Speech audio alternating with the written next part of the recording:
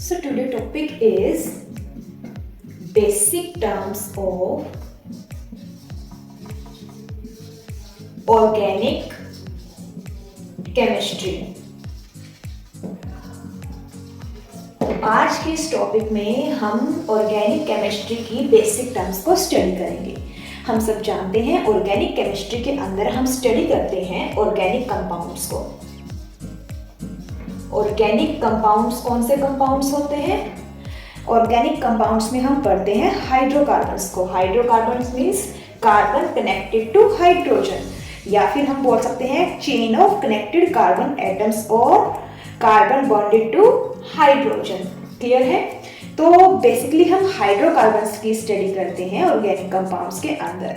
ठीक है, तो हम सब जानते हैं कि कार्बन और हाइड्रोजन के बीच में जो बॉन्ड होता है, यानी कि carbon bonded to hydrogen by the covalent bond. इतनी बात सबको पता है कि कोवेलेंट बॉन्ड होता है कार्बन और हाइड्रोजन के बीच में। ठीक है, तो बेसिकली हम इन्हीं कोवेलेंट बॉन्ड की स्टडी करेंगे और बेसिक टर्म्स के बारे में जानेंगे। तो सबसे पहली जो बेसिक टर्म है दैट इज बॉन्ड फिजन और cleavage. So dear students, bond fission means bond breakdown. कौन से बॉन्ड के ब्रेकडाउन की बात हो रही है यहाँ पर? कोवेलेंट बॉन्ड्स के ब्रेकडाउन की। ठीक है, कोवेलेंट बॉन्ड जिनको हम ऑर्गेनिक कंपाउंड्स में स्टडी करते हैं। ठीक है, सो बॉन्ड फिजन को हम क्लीवेज भी बोलते हैं and there are covalent bonded organic compounds which breaks into following ways. So first way that is homolytic fission. Homolytic fission, fission मैंने अभी बताया आपको ब्रेकडाउन। ठीक है, तो होमोलेटिक फिजन के अंदर होता क्या है? बेसिकली होमो मीन्स क्या होता है? सिमेट्रिकल, यानी सेम। ठीक है, तो होमोलेटिक फिजन के अंदर जो कोवेलेंट बॉन्ड्स का ब्रेकडाउन होगा वो कुछ इस तरह से होगा कि हर एक एटम को इक्वली इलेक्ट्रॉन मिले शेयर पेयर का। ठीक है, तो बेसिकली हम इसको टर्म से समझेंगे। इफ अ कोवेलेंट बॉन्ड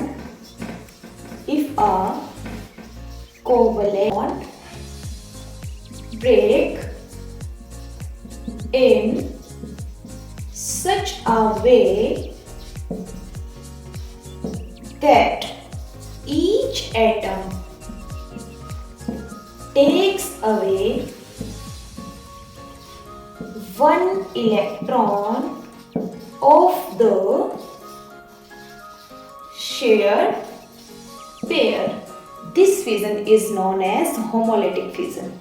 यहाँ पर जैसे मैंने आपको पहले ही बताया था कि इस फिजन के अंदर क्या होगा?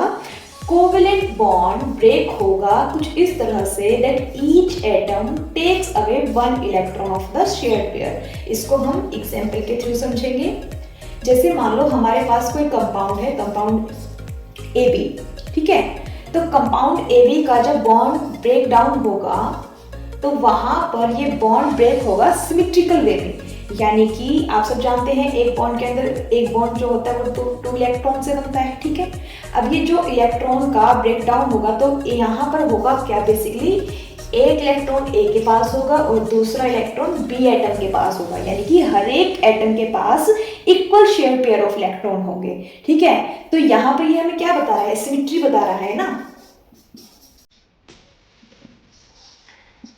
सिमेट्रिकल फिजन हुआ है यहाँ पे कंपाउंड AB। ठीक है, तो इसी फिजन को हम क्या बोलते हैं? Homolytic fission. और आप सबको मैं बता दूं होमोलेटिक फिजन जो होता है वो नॉन पोलर कंपाउंड्स के बीच में होता है। इसी वजह से यहाँ पर जब ये होमोलेटिक फिजन के दौरान जो हमारे एटम्स के पास ये इलेक्ट्रॉन आते हैं इनको हम बोलते हैं free radicals. Free radicals. Free radicals क्यों बोलते हैं इनको? क्योंकि यहाँ पर ये जो बॉन्ड फिजन हुआ है वो नॉन पोलर कंपाउंड्स के बीच में हुआ है। ठीक है, और नॉन पोलर कंपाउंड्स के बीच में जब भी होमोलेटिक फिजन होता है तो वहां पे फॉर्मेशन होती है फ्री रेडिकल्स की। Is that clear? Second term है हमारे पास हेट्रोलेटिक फिजन। हेट्रोलेटिक फिजन अपोजिट है होमोलेटिक फिजन का। होमोलेटिक में हमने पढ़ा था सिमेट्रिकल फिजन में जहां पर होता है बॉन्ड्स के बीच। ठीक है, और हेट्रोलेटिक क्या होता है? डिफरेंट, यानी कि इसमें हम क्या पढ़ेंगे? अनसिमेट्रिकल फिजन पढ़ेंगे। अनसिमेट्रिकल फिजन के बारे में पढ़ेंगे, ठीक है। तो हेटेरोलिटिक फिजन के अंदर क्या होगा, व्हेन अ कोवेलेंट बॉन्ड, जब भी कोई कोवेलेंट बॉन्ड के बीच में ब्रेकडाउन होगा तो वो कुछ इस तरह से होगा कि जो इलेक्ट्रॉन्स की शेयरिंग होगी वो किसी एक एटम के पास होगी, ठीक है। बॉन्डेड एटम में से किसी एक एटम के पास ही इलेक्ट्रॉन्स का क्या होगा, ट्रांसफर होगा, ठीक है। सो इसी वजह से इसको बोलते हैं हेटेरोलिटिक फिजन।